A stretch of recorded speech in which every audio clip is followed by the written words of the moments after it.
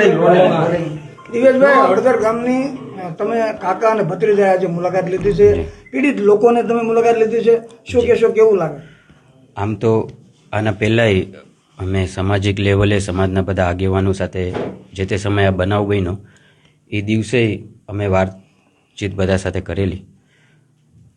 આજે બધા આગેવાનોએ સૌએ ભેગા થઈ અને સમાજનું, બોટાદ જિલ્લાનું અને આજુબાજુના તાલુકાના આગેવાનોની ચિંતાથી અમે બધા આજે જ્યારે અહીંયા ભેગા થયા છે ત્યારે મિત્રો, ભારતીય જનતા પાર્ટીની સરકાર છે.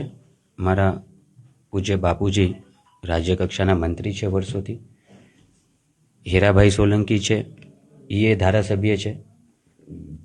અમારા આટલા જ પંથકમાં કહ્યું તો અમારા ઘણા બધા સમાજના ધારાસભ્ય છે.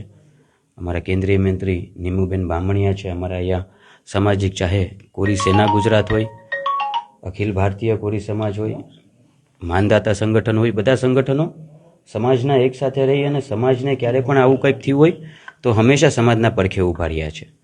એટલે આ વાતને લઈને પુરુષોત્તમભાઈ સોલંકીની સવારે સૂચના અમને આવી કે તાત્કાલિક સમાજના આગેવાનો કહે છે એટલે ત્યાં પહોંચો, પરિસ્થિતિને ધ્યાનમાં રહી અને સરકારમાં જે કાંઈ પણ રજૂઆત કરવાની આવે, સરકારે હંમેશા કોરી સમાજના નાના મોટા કોઈ પણ વિષયો અને પ્રશ્ન હોય તો સરકારે હંમેશા એની માન્યતા રાખી છે. કાલે બધા આગેવાનો ભેગા થઈ અને સમાજનું બવડી મંડળ ભેગું થઈ અને સરકાર પાસે રજૂઆત કરશે, પુરુષોત્તમભાઈ પાસે જશે.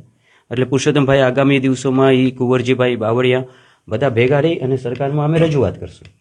તમે પીડિતોને મળ્યા, એમની વેદના સાંભળી, કેવું લાગ્યું? ઘણીવાર કેવું થાય છે કે આપણે કહે ને કે હુક્કાહારે લીલું હોય બળી જતું હોય છે, બરાબર? ક્યાંક માનીએ છીએ કે ક્યાંક કોઈ નિર્દોષ લોકો આમાં આવી ગયા છે, પણ ઘણીવાર એવું થાય છે કે એક નેતૃત્વની ચિંતા. હું હંમેશા કહું છું સમાજમાં એક યુવા વ્યક્તિ તરીકે, યુવા કાર્યકર્તા તરીકે, ક્યાંક નેતૃત્વની ચિંતા કે ભાઈ કોરી સમાજ છે ને એ મારો સમાજ ખૂબ ભોળો છે. ઘણીવાર પુરુષોત્તમભાઈના સમાજ શબ્દે તમે આ સાંભળ્યો હશે કે મારો સમાજ ભોળો છે.